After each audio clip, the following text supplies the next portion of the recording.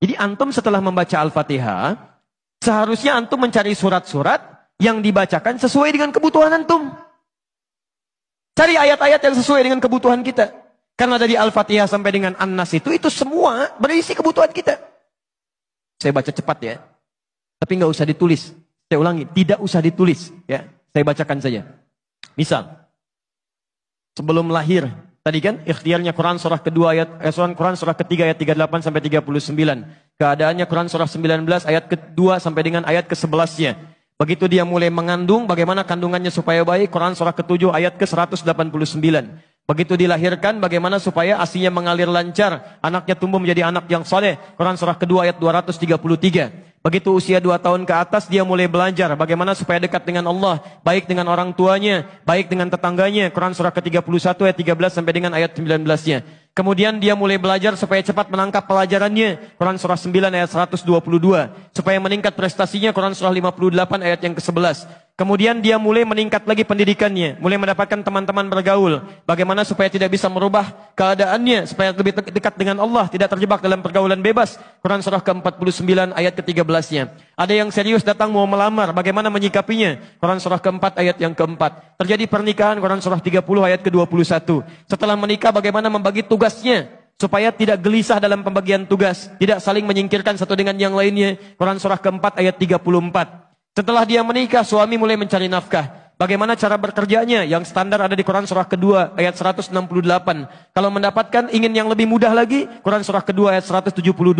Kalau belum berangkat, rizkinya sudah menunggu dia, Quran surah 7 ayat ke-96-nya. Kemudian dalam bekerja ini tidak mudah. Istri harus merawat anaknya, merawat rumah tangga. Kadang-kadang anaknya sulit diatur, mengatakan pada perintah ibunya, mengatasinya Quran surah ke-17 ayat ke-23. Itu dua-duanya sama-sama capek. Jangan dikira yang pergi ke kantor saja. Ibu pun merawat anak juga kadang-kadang ada rasa lelah. Bagaimana mengatasinya? Kalau lelah-lelah sedikit, itu ada di Quran surah ke-26 ayat ke-80.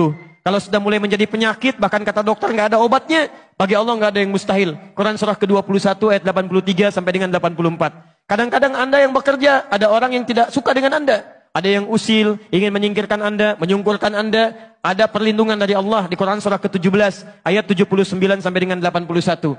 Kalau ada yang membuat diri Anda tersesat, sampai mengatakan, ya Allah kenapa dia begini, ya Allah apa nggak ada solusinya? Selalu ada. Amalkan di Quran surah ke-21 ayat 87 sampai dengan ayat ke-88-nya. Sampai Anda beraktivitas lagi, mendapatkan kesenangan hidup, harta mulai melimpah, Masya Allah, rumah semakin luas, syukuri itu semua dengan mengamalkan tuntunan di Quran surah ke-14 ayat yang ke-7-nya. Tapi ketika datang ujian, tingkat ujian bisa macam-macam. Ada yang ringan, yang menengah, kemudian yang kuat. Pelajari itu supaya siap menghadapinya. Di Quran surah kedua ayat 214. Solusinya di Quran surah ketiga ayat 142. Cara sabarnya di Quran surah kedua ayat 155 sampai 157. Sampai Anda terus berkembang, usia 40 tahun, orang tua masih ada, ingin berbakti pada orang tua, ada di Quran surah ke-46 ayat yang ke-15-nya. Sampai kemudian Anda semakin sepuh, mengatakan, ya Allah, apakah saya akan hidup untuk selamanya? Tidak. Satu saat kamu akan meninggal.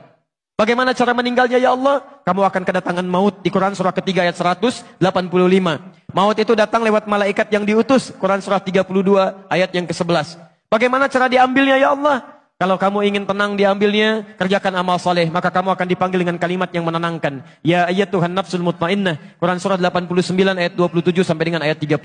Tapi kalau kamu banyak amal salah, tidak ada amal soleh, maka panggilannya akan sedikit menegangkan. Quran surah ke-8 ayat ke-50 sambil dipukulin malaikat.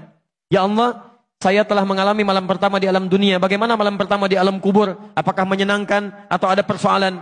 Kalau ingin senang, Quran surah ke-3 ayat 169 sampai 172. Kalau kamu ingin sedikit menegangkan sambil ditampakkan neraka jahanam dari mulai pagi sampai dengan sore, boleh. Ada di Quran surah ke-40 ayat 46 sampai dengan 47-nya. Ya Allah, bagaimana suasana hisab?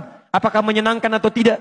Kalau kamu ingin masuk surga tanpa hisab, langsung masuk, mendapatkan berita gembira surga, ada amalannya di Quran surah kedua ayat 25. Tapi kalau kamu misalnya banyak amal salahnya, mengabaikan perintah Allah, bahkan kamu bisa masuk neraka tanpa hisab. Ada di Quran surah ke-18 ayat 100 sampai dengan 101-nya. Ya Allah, bagaimana suasana surga nanti ya Allah? Ayo kerjakan amal soleh. Ada surga bersama Rasulullah tingkat yang paling tinggi. Amalan di Quran surah ketiga ayat 31. Quran surah 59 ayat yang ke-7. Quran surah 33 ayat 21. Ada surga yang di taman surga yang memberikan langsung Allah. Bisa melihat Allah tanpa hijab. Quran surah 75 ayat 22 sampai dengan ayat 23. Ada amalannya di Quran surah ke-51 ayat 15 sampai dengan ayat 23. Ada ada surga seluas langit dan bumi. Kemanapun kamu beraktivitas tidak akan pernah menemukan ujungnya. Quran surah ketiga ayat 133 sampai dengan 134. Ada semua. Ada semua. Di Anda punya masalah apapun, ayatnya ada di Quran.